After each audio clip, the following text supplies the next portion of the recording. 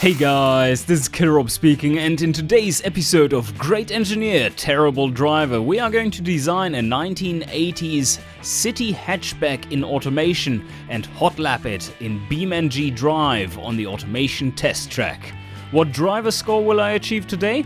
We shall find out.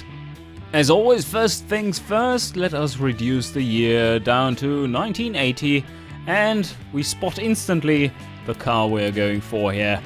I think this one makes a lot of sense. It's tiny, it is boxy, it is cute, and it has a lot of different car variants. We could even build the van variant. Minivan.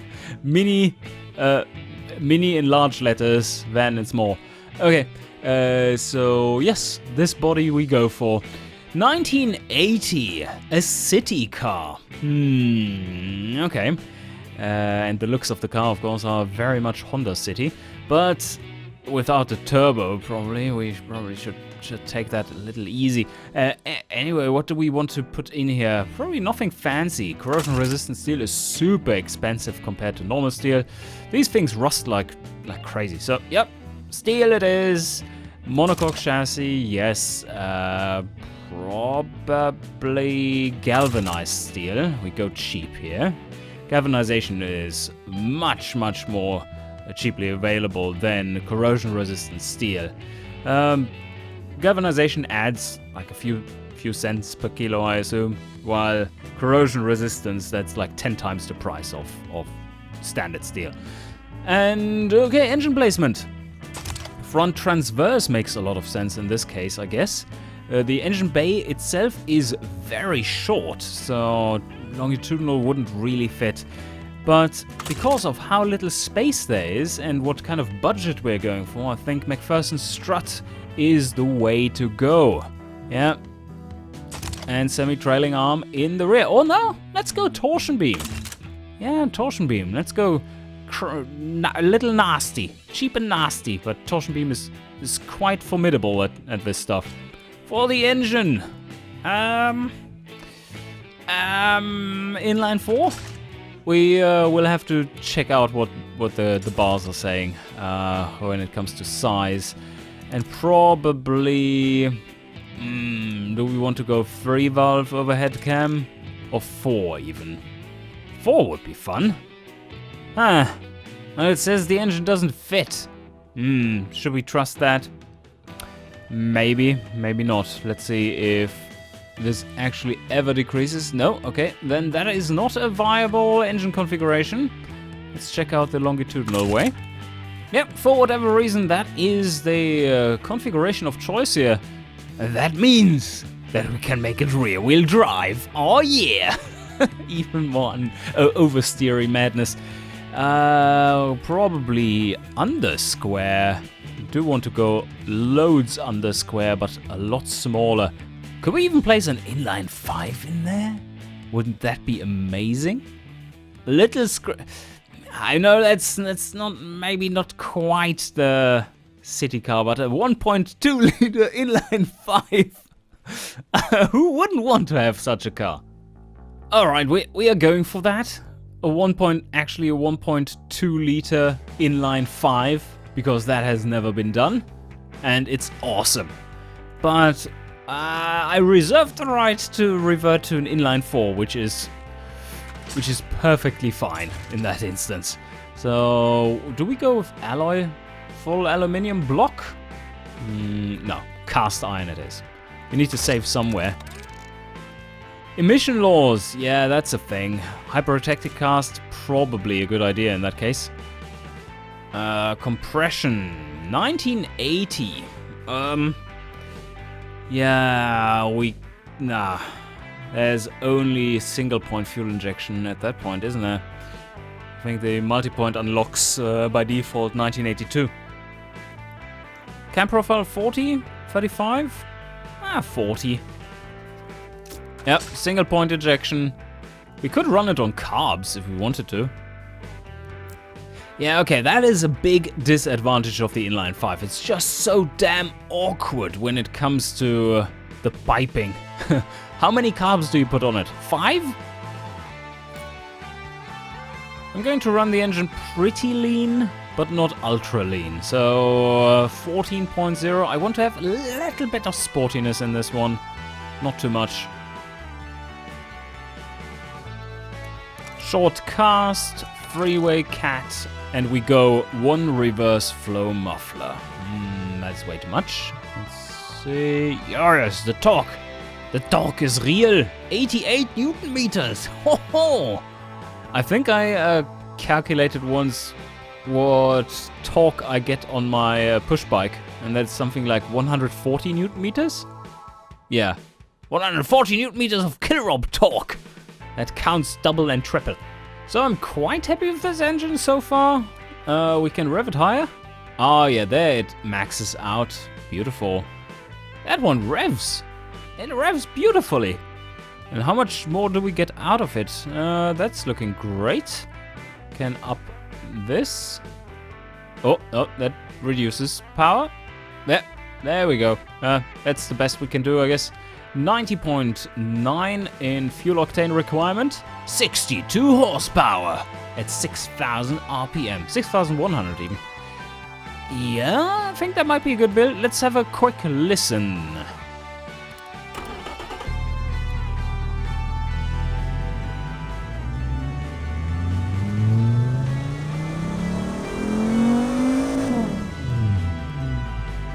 Oh yeah! Oh yeah! It's almost like someone took a V10. Oh, well, good luck finding a 2.4 liter V10 and cut it in half. Well, yes, that is our engine. Well, let's just go with it. I mean, it doesn't seem too nasty when it comes to costs. Might even be a little bit prestigious. Oh, let's continue on and see how we are scoring in the demographics. But first we need to select a car body. Do we want to have a 5-door? Yes, definitely. Front engine, blah, blah, blah. That's almost a minivan. And that's awesome. Okay. But now we are going with the standard hatchback. Paint and fixtures is for later. And now, drivetrain. Longitudinal front-wheel drive? Well, front-wheel drive makes sense. But we wanted to go rear-wheel drive, right? And now the question is, manual or automatic? Manual saves fuel. And also is more sporty. And advanced automatic is better for the demographic, at least in Gasmir, in the Gasmian markets. In Farenia, that might be a little different because they are more focused on A, sportiness, and B, fuel economy. So, yeah, then a manual is quite a bit better. Let's go with manual first, 4 gears. Open diff, of course. Probably need a bit tighter, more spaced out gearing. Lower first gear for all the city driving we're going to do. But we might want to have an overdrive gear in this one. Radial tires, medium compound, because handling. 145s? 155s? 155s probably look huge on this one. Yeah, 145s look normal. Wow. Alright, let's go 155. What kind of profile are we looking at? 75, 60... Oh, that looks a little sporty, almost. But it's a profile of 65. That's not extreme. Those tires are just very, very slim. And this should help our handling a lot. Probably going with a solid disc front. Let's see if we get away with one disc. 300, big. Maybe 275 is enough. And then we have a drum in the rear. Let's put this at 250 to start out with. Pad type probably needs to be something around 35 to 40. And very much front biased because, well, it's rear wheel drive. So, I mean, the drivetrain is putting some weight towards the rear more. So it's a bit more balanced than you would expect such a car to be. But still, it's probably going to be very, very front bias heavy. 65 in cooling capacity. Yeah, that is they do like a bit of reliability on their cars, no overheating. Let's go with 4 seats. Or we could... No, this is a hatchback, it's a 5-door. Like, door to what, if you don't put seats in there? Yeah, because it's a city car, we could also make it a 2-seater. And we can always make a sports variant of this one that is a 2-seater and a little bit more sporty. Yes. Oh, wow, that AM radio is so dirt cheap. It's amazing. We could put a phonograph in there. And do we want to cheap out on this? No power steering? Yeah, let's go with no power steering. And standard 70s safety. Progressive springs, gas mono, yes. And what do we end up with? Yes. Okay, yeah. I assumed as much. This is almost... Oh, wait a sec. No, the tuning isn't finalized. Sorry. That was way too hard in its setup. Commuter budget. But it's classified as a fun car. Yeah, I got that vibe. I was going a little too overboard, but look at how green it is. So, we are going to pin the city demographic, and what other demographic do we want? City premium? No, that's fine. Maybe the fun demographic. Yeah, now let's optimize. If we're going with... Oh, okay. There we have the difference. Yes, look at that massive difference. So, fun 119, 108 for city, and then advanced automatic, boom. Fun lower, and city through the roof, because city traffic is way more comfortable if you have an automatic gearbox. So I think for the theme, we kind of need to go with the city. We do want to make a proper car that scores well in its demographic. Holy shit, without optimization, look at that. It was pretty spot on for the sizes. It's almost like I've played this game before. Oh, okay, they do like a somewhat higher trim for the interior. Oh, that was a little too high though. Yeah, the basic, more modern version of the interior is what they are after. Car's weight, lack of power steering, reduces its drivability and comfort. Okay, let's see how this one reacts. Wow, what a difference. This completely killed it. Variable hydraulic. Oh, that's better. And I mean, there's plenty more drivability to gain here. I haven't done any suspension tuning for optimizing drivability downwards for more understeer yet. That's something I need to do. Alright. Anti-roll bar taken out of the rear. Added to the front. That should help us a bit with a steering behavior. Yeah, this seems about right. Okay. I'm pretty happy with this one. 843 kilograms. But whoa, that fuel economy. Why is it so bad? Alright, they really like this gearing a lot better. But a little bit further optimized. Yep, I really like what I'm seeing here. This can go back up again. It's even better for the fun segment, isn't it? Should improve there. Oh yeah, quite a bit. Oh, a little bit of exhaust quality really helps too. That is good stuff. Alright, final look at the demographics. What do you think, guys? Is this green enough? I would say yes, it is. This car will sell like crazy. All thanks to our beautiful inline 5 design. This would go down in history as the craziest design decision ever, but one that really worked out for whatever strange reason. But that doesn't get around us designing the car. So, yep, you know the deal. I shall try my my best.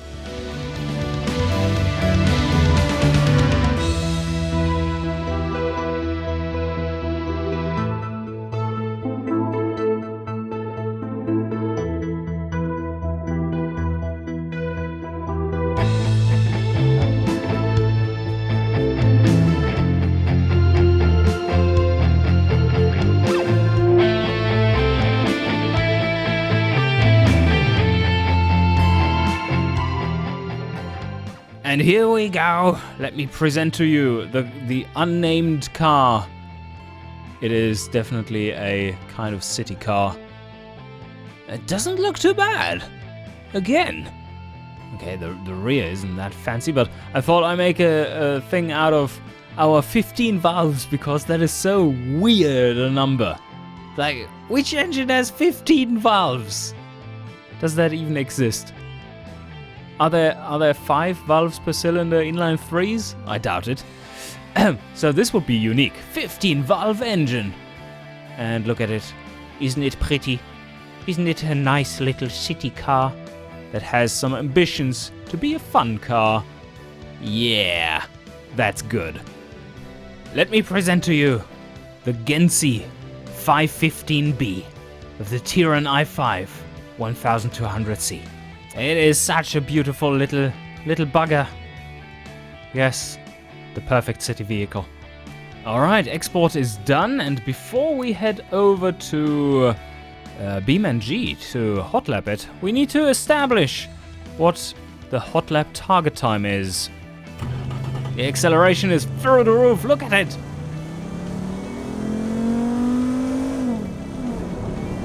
Oh, it has almost hit 100 kilometers an hour. Slowly creeping up there. Brian's Bend coming up.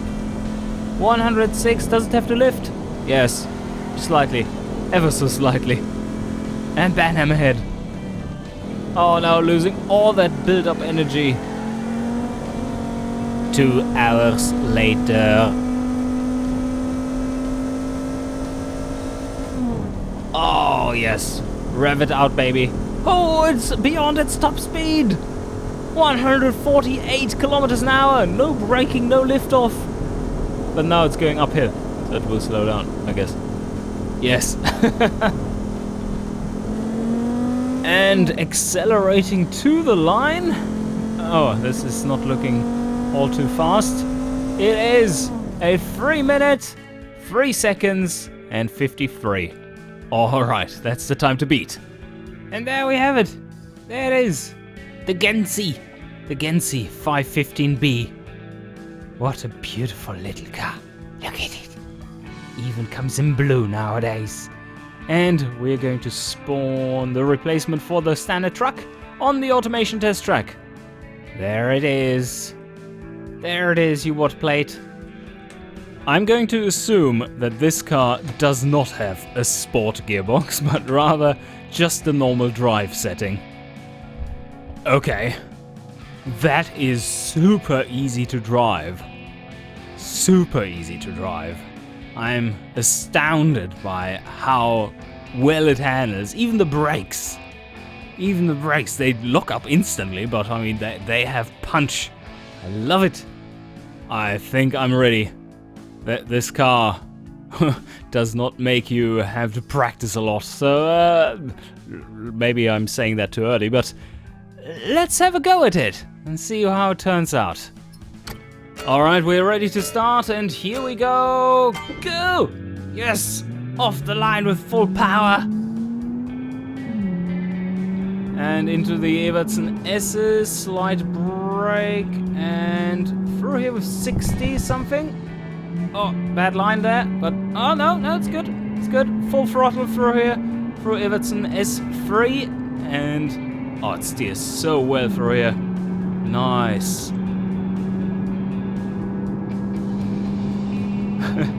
Takes ages to get to Brian's Bend, but we can take it at full throttle. Yes. Awesome, and hard braking for Banham ahead. A bit of pumping so that we don't lose control. And on the throttle again.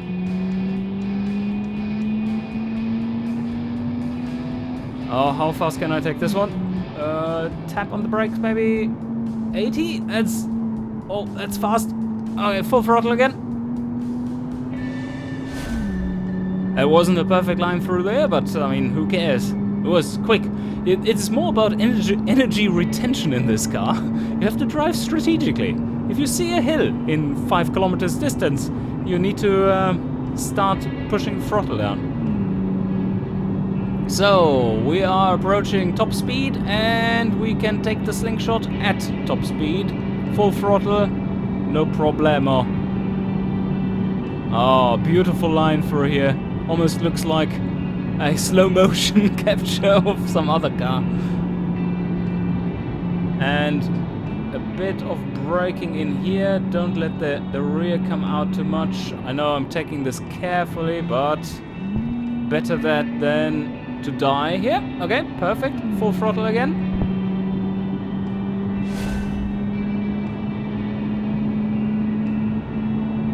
And now for some seriously late braking. And there we go. Oh, that was good.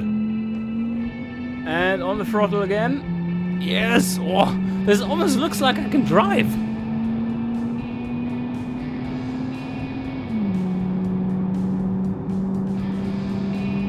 Okay, Adam's apex approaching through Pomsicle here. And brakes out. Oh yeah, that's good. Good speed through here.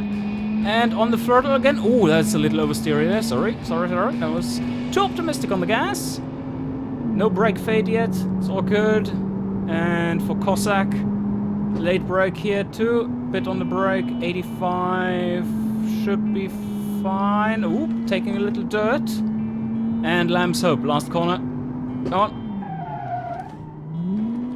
Oh no. Whoa. Caught it. I was a little too optimistic. Full throttle to the line, and we are done in 308. Woo! Nice. 30868. What a fun little car it is. And what a good score we achieved with this one. Wow.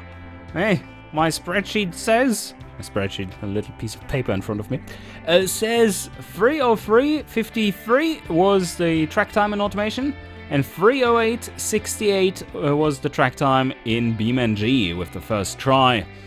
That gives me a driver score of 97.3. The Gensi 515B is da shit, yo. And you will find the car, as always, in the description below this video. There's a download link for you to use and to maybe tune it up a little bit in automation. Also, of course, post your driver score below.